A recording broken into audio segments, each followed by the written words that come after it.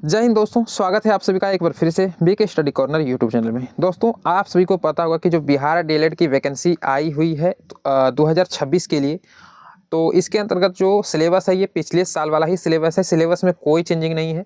तो हिंदी का जो टोटल क्वेश्चन पूछा जाता है वो टोटल जो है 30 क्वेश्चन पूछा जाता है। लेकिन आज का जो क्लास आप सभी के लिए लेकर आए हैं ये डीएलएड का क्लास होने वाला है और इसके अंतर्गत हम 30 नहीं बल्कि टोटल 50 क्वेश्चन को कवर करेंगे, जो कि आपके एग्जाम के दृष्टिकोण से काफ़ी महत्वपूर्ण होने वाला है। ठीक है, तो स्टार्ट करते हैं आज के क्लास को। और यदि आप लोग बिहार डीएलएड का फॉर्म भरे हैं तो वीडियो को पूरा जरूर देखिएगा, क्योंकि आज का क्लास ना इसके अंतर्गत सवाल काफ़ी महत्वपूर्ण लिए हुए हैं। तो देखिएगा, सबसे पहले सवाल पर आते हैं, है ना। समय को ज़्यादा बर्बाद नहीं करते हैं। पूछा गया आपसे कि विद्यालय शब्द में कौन सा समास लगा हुआ है। तो ऑप्शन आप सभी के सामने दिख रहा है, आप चाहे तो प्रैक्टिस सेट लगा सकते हैं। अपना कॉपी पेन लेकर के बैठिए और हमारे आंसर बताने से पहले आपको अपना आंसर लगा लेना है। लास्ट में अपना स्कोर बताइएगा कि आपका कितना सही हो रहा है। टोटल 50 में से आपका कितना सही हुआ है ना। तो पूछा गया कि विद्यालय शब्द में कौन सा समास है, तो मेरे भाई यहाँ पर राइट आंसर हो जाएगा ऑप्शन ए। कहिएगा सर, तत्पुरुष समास है। विद्यालय शब्द में कौन सा समास लगा हुआ है, तत्पुरुष समास। ऑप्शन आपका यहाँ पर ए करेक्ट होगा, ध्यान रखिएगा।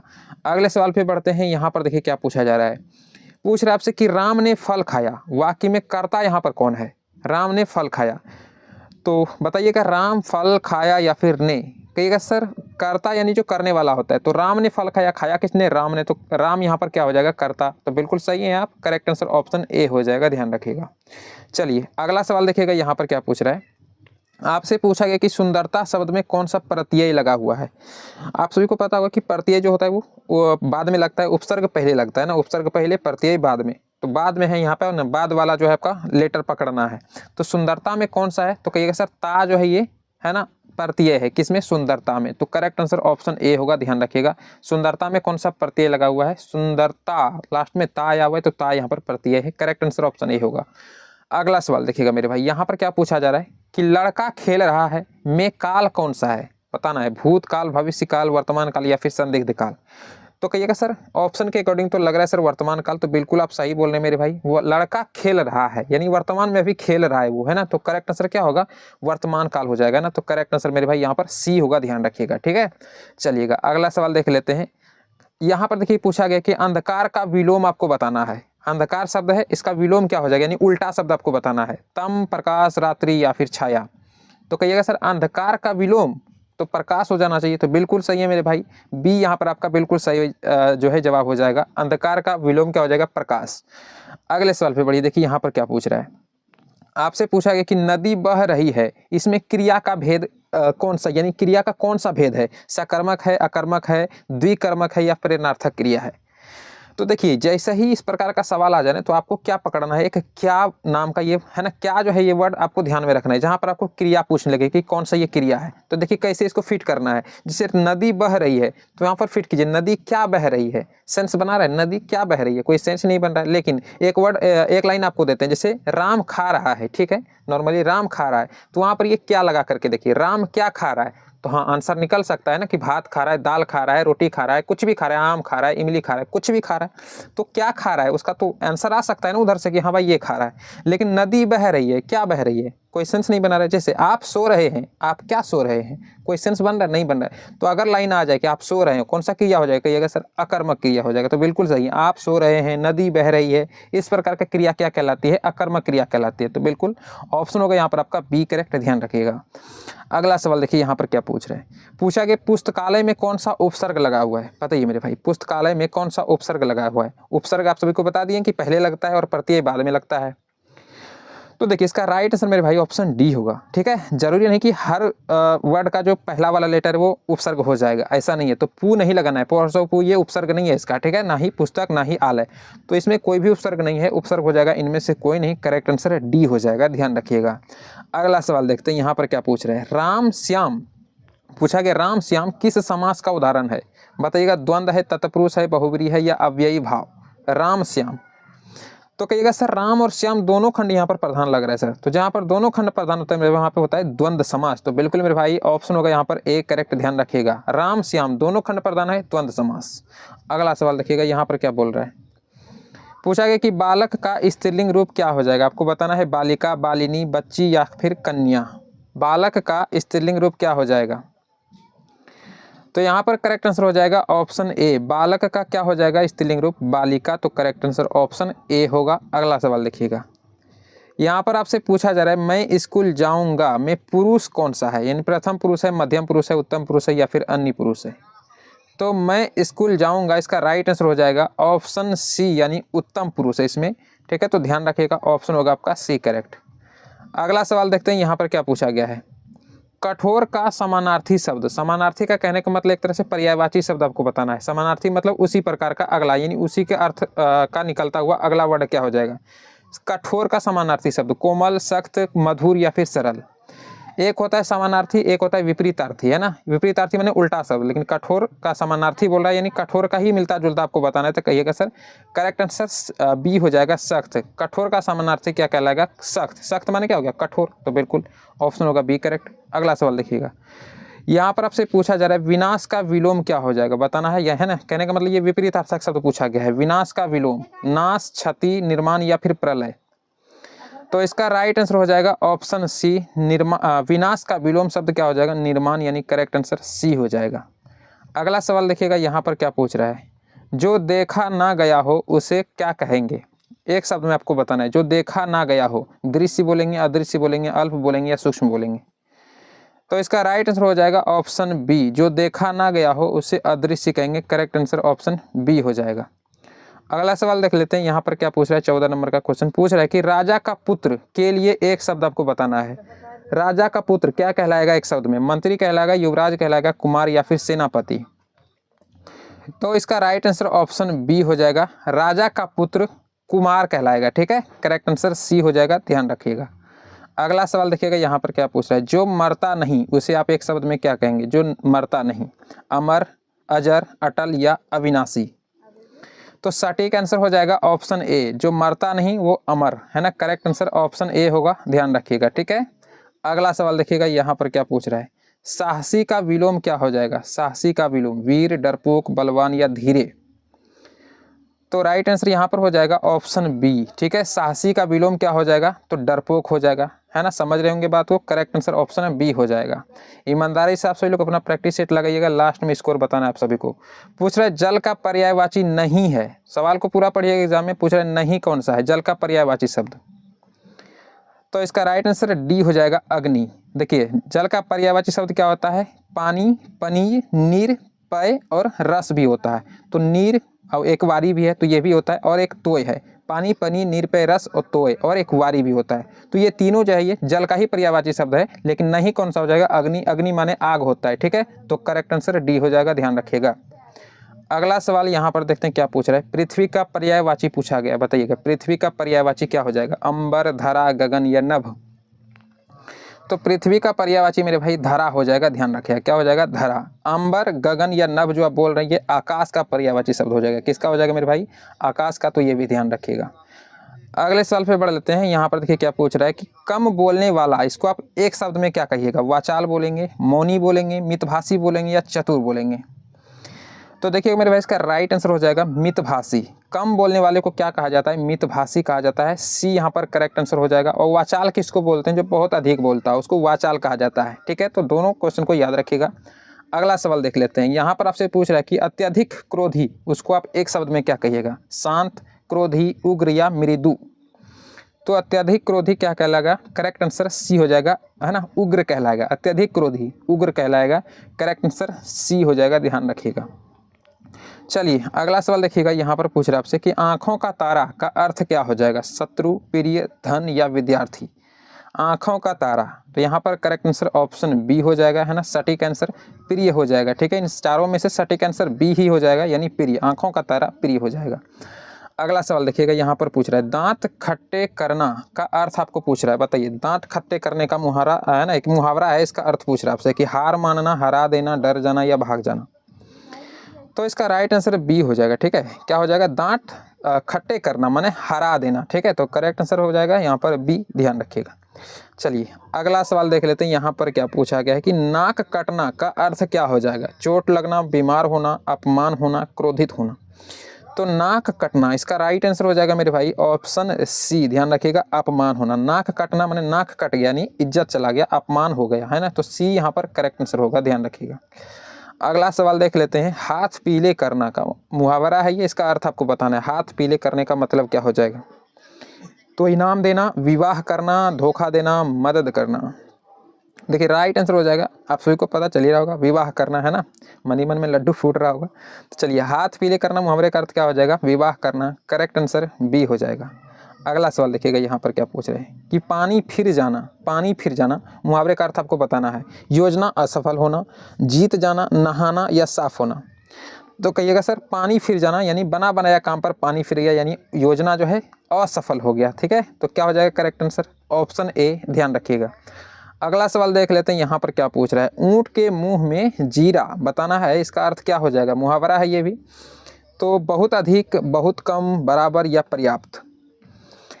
तो देखिए इसका राइट आंसर क्या हो जाएगा मेरे भाई, ऑप्शन बी, ऊंट के मुंह में जीरा यानी बहुत कम। ठीक है, ऊंट के मुंह में जीरा कितना ही होगा, है ना, जीरा तो बहुत छोटा होता है, तो ऊंट का उतना बड़ा मुंह में उसमें जीरा अगर डाल दिया जाए तो उसको कोई फर्क ही नहीं पड़ेगा, यानी बहुत कम। तो कहने का मतलब क्या है, ये ऑप्शन होगा बी करेक्ट, ध्यान रखिएगा। अगले सवाल पे बढ़ते हैं, इसको थोड़ा सा छोटा कर लेते हैं ताकि आप सभी को, है ना, दिख जाए यहाँ पर सवाल। तो देख लीजिएगा, यहाँ पर आपसे पूछ रहा है कि दूध का जला छाछ भी फूंक फूंक कर पीता है का अर्थ आपको यहाँ पर बताना है। दूध का जला छाछ भी फूंक फूंक कर पीता है, डरपोक होना, सतर्क होना, मूर्ख होना या आलसी होना। तो इसका राइट आंसर हो जाएगा ऑप्शन बी यानी सतर्क होना। ठीक है, ध्यान रखिएगा, करेक्ट आंसर ऑप्शन होगा बी आपका यहाँ पर बिल्कुल सही जवाब। अगले सवाल पे बढ़ते हैं, सवाल को वापस हम लोग थोड़ा सा, है ना, एडजस्ट करेंगे। चलिएगा, देखिए यहाँ पर आपसे पूछा जा रहा है कि हाथ मलना मुहावरे का अर्थ क्या हो जाएगा, पछताना, प्रसन्न होना, सोचना या फिर डरना। तो बिल्कुल मेरे भाई यहाँ पर करेक्ट आंसर ऑप्शन ए हो जाएगा, हाथ मलना माने पछताना, है ना, ऑप्शन होगा यहाँ पर ए करेक्ट। अगला सवाल देखिएगा, यहाँ पर आपसे पूछा जा रहा है सिर पर चढ़ना मुहावरे का अर्थ आपको बताना है। सिर पर चढ़ना क्या हो जाएगा, सम्मान देना, बिगाड़ देना, डराना या फिर रोकना। तो इसका राइट आंसर हो जाएगा ऑप्शन बी, बिगाड़ देना। सिर पर चढ़ाना माने बिगाड़ देना, करेक्ट आंसर हो जाएगा बी, ध्यान रखिएगा। चलते हैं अगले सवाल पर, देखिए यहाँ पर क्या पूछ रहा है, कान भरना मुहावरे का अर्थ आपको बताना है, क्या हो जाएगा, समझाना, भड़काना, सुनना या फिर बताना। तो कान भरना मुहावरे का अर्थ हो जाएगा मेरे भाई भड़काना, है ना, तो सटीक जवाब होगा ऑप्शन बी, ध्यान रखिएगा। अगला सवाल देख लेते हैं, वाक्य शुद्ध वाक्य को चुनना है आपको कि वह स्कूल गया थी, तो अशुद्ध लग रहा है आपको, है ना, पढ़ने से ही। वह स्कूल गया था, ये ठीक लग रहा है। वह स्कूल गए था, ये भी एक आपको अशुद्ध लग रहा होगा। और वह स्कूल जाती था, तो ये भी अशुद्ध लग रहा है। तो करेक्ट आंसर क्या होगा, शुद्ध बताना है आपको, तो शुद्ध हो जाएगा ऑप्शन बी, वह स्कूल गया था। तो बिल्कुल सही जवाब, करेक्ट आंसर ऑप्शन बी होगा। अगला सवाल देखिएगा, यहाँ पर क्या पूछ रहे हैं कि राम किताब पढ़ता है, यह वाक्य कैसा वाक्य है, प्रश्नवाचक वाक्य है, आज्ञार्थक वाक्य है या फिर विधानवाचक वाक्य है या फिर विस्मयादि बोधक वाक्य है। करेक्ट आंसर सी होगा, विधानवाचक वाक्य है। राम किताब पढ़ता है विधानवाचक वाक्य के अंतर्गत आएगा, करेक्ट आंसर सी, ध्यान रखिएगा। अगला सवाल देखिएगा, कौन आया, ये कौन सा वाक्य आपको बताना है, कौन आया, विधानवाचक, प्रश्नवाचक, इच्छावाचक या आज्ञार्थक। तो कहिएगा सर करेक्ट आंसर बी हो जाएगा, प्रश्नवाचक। यहाँ पर क्वेश्चन मार्क चिन्ह भी लगा हुआ है ना, कौन आया, पूछ रहा है किसी से, कौन आया माने प्रश्न कर रहा है, यानी प्रश्नवाचक हो जाएगा, करेक्ट आंसर बी होगा, ध्यान रखिएगा। अगला सवाल देख लेते हैं, चलिएगा, यहाँ पर देखिए पूछा गया है कि वाह कितना सुंदर दृश्य है, आपको बताना ये कौन सा वाक्य है, प्रश्नवाचक, आज्ञार्थक, विस्मयादि बोधक या संदेहवाचक। तो कहिएगा सर वाह कितना सुंदर है, तो करेक्ट आंसर हो जाएगा मेरे भाई, ध्यान रखिएगा ऑप्शन सी, इसी को हम विस्मयादि बोधक वाक्य कहते हैं, करेक्ट आंसर सी। अब कहिएगा क्यों सर, तो विस्मयादि बोधक वाक्य में ये चिन्ह आता है, ये ध्यान रखिएगा, है ना, इस प्रकार से, तो ये विस्मयादि बोधक वाक्य हो जाएगा, ध्यान रखिएगा। अगला सवाल देख लेते हैं, यहाँ पर क्या पूछ रहे हैं, अशुद्ध शब्द चुनना है आपको, बताइए अशुद्ध शब्द यानी कठिन शब्द एक तरफ से, है ना, एक तरह से बता सकते हैं, तो अशुद्ध बताना है। स्वतंत्र, स्वाधीन, ये क्या लिखा है, स्वतंत्र, अच्छा अगला है आज़ादी। तो देखने से पता चल ही रहा होगा सर क्या हो जाएगा करेक्ट आंसर, बिल्कुल मेरे भाई सी जो ही फ्रेंड्स लगा रहे हैं सही है। स्वतंत्र इस प्रकार से होता है, ये गलत लिखा हुआ है, तो वही तो पूछ रहा है कि अशुद्ध बताइए, तो अशुद्ध सी ही सही है आपका, है ना, करेक्ट आंसर क्या होगा सी, अशुद्ध यही वाला है। चलिए अगला सवाल देख लेते हैं, यहाँ पर आपसे क्या पूछ रहा है, पूछा गया कि यदि तुम पढ़ोगे तो पास होगे, यह वाक्य कैसा है, सरल वाक्य है, मिश्र वाक्य है, संयुक्त वाक्य या फिर जटिल वाक्य है। तो देखिए इसका राइट आंसर बी हो जाएगा, ये कैसा वाक्य है, मिश्र वाक्य है। यदि तुम पढ़ोगे तो पास होगे, ये एक मिश्र वाक्य है, बी होगा यहाँ पर करेक्ट आंसर। अगला सवाल देखिएगा, भारत मेरा देश है, यहाँ पे मेरा है यानी मेरा क्या है, भारत मेरा देश है, इसमें जो मेरा आपको दिख रहा है ये मेरा क्या है, सर्वनाम है, विशेषण है, क्रिया या फिर संज्ञा है। तो इसका राइट आंसर ऑप्शन ए होगा। मेरा जो है यहाँ पर सर्वनाम है, ध्यान रखिएगा, ऑप्शन होगा आपका ए करेक्ट। अगला सवाल देखते हैं। यहाँ पर आपसे पूछा जा रहा है कि बहुत सुंदर फूल में सुंदर है, सुंदर क्या है, आपको ये बताना है अब कि बहुत सुंदर फूल, तो सुंदर यहाँ पर क्या है, संज्ञा, सर्वनाम, विशेषण या क्रिया। तो देखिए यहाँ पर राइट आंसर है ना, करेक्ट आंसर आप सबको पता चल ही रहा होगा, विशेषण है ना, किसी की चीज की विशेषता। यहाँ फूल का विशेषता ये बता रहा है, फूल क्या है, सुंदर है, यानी विशेषता बता रहा है, तो विशेषण है ये, है ना, करेक्ट आंसर सी होगा। चलिए अगला सवाल देखिएगा, यहाँ पर पूछ रहा है कि वह तेजी से दौड़ा, क्या पूछा है, वह तेजी से दौड़ा में अव्यय है, वह तेजी से दौड़ा, तो बताना इसमें अव्यय कौन सा है। तो इसका राइट आंसर बी होगा, तेजी से। ठीक है, तेजी क्या हो जाएगा, इसमें अव्यय हो जाएगा, करेक्ट आंसर बी, ध्यान रखिएगा। अगला सवाल देख लेते हैं। राम ने श्याम को बुलाया में कर्म यहाँ पर कौन सा है, राम श्याम बुलाया ने, तो मेरे भाई करेक्ट आंसर होगा ऑप्शन बी, राम ने श्याम को बुलाया, तो श्याम यहाँ पर क्या हो जाएगा, कर्म हो जाएगा। किसको बुला रहा है, श्याम को बुला रहा है, तो श्याम यहाँ पर कर्म हो जाएगा, सी यहाँ पर करेक्ट आंसर हो जाएगा। अगले सवाल पे चलते हैं। यहाँ पर देखिए क्या पूछा गया। अच्छा, यहाँ पर थोड़ा सा आप सभी को डाउट रहा होगा, तो हम इसको थोड़ा सा क्लियर करने का कोशिश करेंगे आप सभी के सामने कि राम ने श्याम को बुलाया, तो राम क्या है, राम है यहाँ पर कर्ता, श्याम क्या है, कर्म है, और बुलाया क्या है, ये क्रिया है। तो तीनों पॉइंट ध्यान रखिए, क्रिया अगर पूछ लिया तो बुलाया हो जाएगा, किसको बुलाया, श्याम को, तो ये कर्म है, और राम ने बुला रहा है तो राम यहाँ पर कर्ता हो जाएगा। ठीक है, तो उम्मीद है समझ में आया होगा। अगला सवाल देख लेते हैं। यहाँ पर आपसे पूछ रहा है कि जो सब जगह विद्यमान हो उसको आप एक शब्द में क्या कहिएगा, जो सब जगह विद्यमान हो, सर्वव्यापी, सर्वज्ञ, सर्वशक्तिमान या सर्वप्रिय। तो मेरे भाई यहाँ पर करेक्ट आंसर ऑप्शन ए होगा, ध्यान रखिएगा। जो सब जगह विद्यमान हो, विद्यमान माने समझ रहे ना कि मतलब सब जगह पाने वाला, सब जगह रहने वाला, जैसे ईश्वर सब जगह विद्यमान है, अब समझ गए होंगे विद्यमान का माने क्या हो गया। तो जो सब जगह विद्यमान हो उसको क्या कहेंगे, सर्वव्यापी। ईश्वर जो है सर्वव्यापी है, करेक्ट आंसर ऑप्शन ए हो जाएगा। ठीक है, चलिए अगला सवाल देखिए। दिन रात में कौन सा समास लगा हुआ है, बताइए, दिन रात, अभी अभी आप सभी को बताएं। दोनों खंड यदि प्रधान हो तो इसे क्या कहेंगे, तो बिल्कुल मेरे भाई द्वंद्व समास कहेंगे। दोनों खंड यहाँ पर प्रधान है, दिन अपने आप में प्रधान है, रात का मतलब अलग निकल रहा है ना, दोनों खंड यहाँ पर अपने आप में प्रधान वाक्य है, प्रधान शब्द है, तो दोनों खंड प्रधान, तो द्वंद्व समास, करेक्ट आंसर ऑप्शन होगा बी। चलिए मेरे भाई अगला सवाल देख लेते हैं। यहाँ पर आपसे पूछ रहा है कि विद्या का विलोम क्या हो जाएगा, ज्ञान, अज्ञान, बुद्धि या शिक्षा, विद्या का विलोम बताना है। तो राइट आंसर हो जाएगा बी, विद्या का विलोम अज्ञान। ठीक है, क्या हो जाएगा, तो कहिएगा सर करेक्ट आंसर बी हो जाएगा।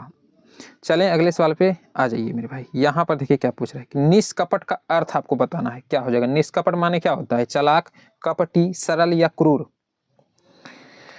तो देखिए इसका राइट आंसर सी हो जाएगा, सरल। निष्कपट का अर्थ, देखिए एक तो है कपटी, तो कहने का मतलब वो अलग है, लेकिन यहाँ पे पूछ रहा है निष्कपट यानी कपटी नहीं, तो सरल होगा करेक्ट आंसर। ठीक है, ध्यान रखिएगा, ऑप्शन होगा सी, निष्कपट का अर्थ आपसे पूछा था। चलिए अगला सवाल देखिए। जो पढ़ा लिखा ना हो, ना माने नहीं, तो जो पढ़ा लिखा नहीं हो उसको आप क्या कहिएगा, अनपढ़, अशिक्षित, अज्ञानी या सभी कहेंगे। तो राइट आंसर क्या हो जाएगा, ध्यान रखिएगा डी होगा, इनमें सभी हो जाएगा करेक्ट आंसर। जो पढ़ा लिखा ना उसे हम अनपढ़ भी कहेंगे, अशिक्षित भी बोल सकते हैं, अज्ञानी भी बोल सकते हैं। लेकिन यदि इन तीनों में चारों ऑप्शन में से अगर आपको सभी नहीं, इनमें से कोई नहीं, कुछ इस प्रकार से देता, तो आपको सटीक जवाब जो हो जाएगा ना वो अनपढ़ हो जाएगा। जो पढ़ा लिखा ना हो, है ना, तो अड़ा देखिए मिल रहा है यहाँ पर, मिक्स हो रहा है ना, तो जो पढ़ा लिखा ना हो अनपढ़ उसको कहेंगे। ठीक है, फिर अशिक्षित नहीं बोलेंगे, लेकिन ऑप्शन में आपको यहाँ पर सभी दिख रहा है, तो करेक्ट आंसर उस हिसाब से आपका डी हो जाएगा। ठीक है, चलिए अगला सवाल देखिएगा। ऑप्शन के अकॉर्डिंग भी लगाना होता है कई बार जवाब। यहाँ पर पूछा है कि गुरु का स्त्रीलिंग रूप क्या हो जाएगा, गुरानी, गुरुआइन, गुरु आनी या गुरु। तो देखिए इसका राइट आंसर गुरु आइन हो जाएगा। क्या हो जाएगा मेरे भाई, गुरु आइन। गुरु का स्त्रीलिंग रूप गुरु आइन हो जाएगा, करेक्ट आंसर बी हो जाएगा। अगला सवाल देख लेते हैं, बस कुछ ही सवाल बचे हैं, 2-3 सवाल 4 सवाल मुश्किल से। क्या पूछ रहा है कि फलदार वृक्ष, इसमें बता रहे समास कौन सा है, कर्मधारय, तत्पुरुष, बहुब्रीहि या द्वंद्व समास। तो देखिए इसका राइट आंसर तत्पुरुष समास हो जाएगा। फलदार वृक्ष तत्पुरुष समास है, करेक्ट आंसर बी होगा। अगला सवाल देखिएगा, यहाँ पर पूछ रहे आलस्य का विलोम आपको बताना है, बताइए आलस्य का विलोम क्या हो जाएगा, परिश्रम, थकान, श्रम या कार्य। तो मेरे भाई करेक्ट आंसर ए होगा। ठीक है, आलस्य का विलोम क्या हो जाएगा, परिश्रमी, है ना, परिश्रम, करेक्ट आंसर ऑप्शन ए हो जाएगा। चलिए अगला सवाल देखिए, यहाँ पर पूछ रहा है आपकी नदी में नाव चल रही है, कौन सा काल है, भूत है, भविष्य है, वर्तमान है या संदिग्ध है। तो कहिएगा सर नदी में नाव चल रही है माने वर्तमान में चल रही है, तो सी होगा करेक्ट आंसर। तो बिल्कुल सही है, सी हो जाएगा बिल्कुल सही जवाब, वर्तमान काल है। ठीक है, चलिए लास्ट सवाल देखिए क्या पूछ रहा है कि राम ईमानदार है में संज्ञा क्या है, इनमें कौन सा संज्ञा है। राम ईमानदार है, इसमें संज्ञा कौन सा हो जाएगा, राम हो जाएगा, ईमानदार हो जाएगा, है, या फिर पूरा वाक्य ही संज्ञा है। तो देखिए इसका राइट आंसर ऑप्शन ए होगा, पूरा वाक्य संज्ञा नहीं होगा। राम ईमानदार है, इसमें संज्ञा कौन हो जाएगा, राम। कहिएगा क्यों सर, तो किसी व्यक्ति, वस्तु या स्थान के नाम को संज्ञा कहते हैं। तो राम क्या है, कहेंगे सर एक व्यक्ति का नाम है। तो बिल्कुल सही जवाब है, राम क्या हो जाएगा, संज्ञा हो जाएगा। करेक्ट आंसर ऑप्शन ए हो जाएगा। तो क्लास यहीं पे एंड होता है। यदि वीडियो आप सभी को पसंद आया हो तो वीडियो को आप सभी को पता है लाइक करना है, हो सके तो शेयर कर दीजिएगा। चैनल पर नए हैं तो सब्सक्राइब इसलिए करिएगा क्योंकि अगला वीडियो यदि आप सभी के लिए डालें तो उसका नोटिफिकेशन आप सभी के पास चला जाए। अभी एग्जाम फॉर्म है ना भरना, जो है कह सकते हैं एक तरफ से एंड होने वाला है। अब आप सभी की जो है प्रैक्टिस सेट स्टार्ट ही हो रहा है एक तरह से कह सकते हैं। तो चैनल को जरूर सब्सक्राइब रखिएगा, सारा वीडियो का नोटिफिकेशन आप सभी को मिलते रहेगा। ठीक है, बेल नोटिफिकेशन को ऑल पर सेट कर लीजिएगा। टेलीग्राम चैनल को ज्वाइन कर लीजिए, उसका लिंक वीडियो के डिस्क्रिप्शन में दे दिए हैं। कोई पीडीएफ वगैरह डाउनलोड करनी है तो वहाँ पर आप जा सकते हैं। और यदि आप सभी का और आप सभी का स्कोर क्या रहा है इसको कमेंट में जरूर लिखिएगा। ठीक है, तो ठीक है, बाकी आप सभी अपना प्यार दुलार बनाए रखिएगा। मिलते हैं आप अगली वीडियो में, तब तक के लिए जय हिंद।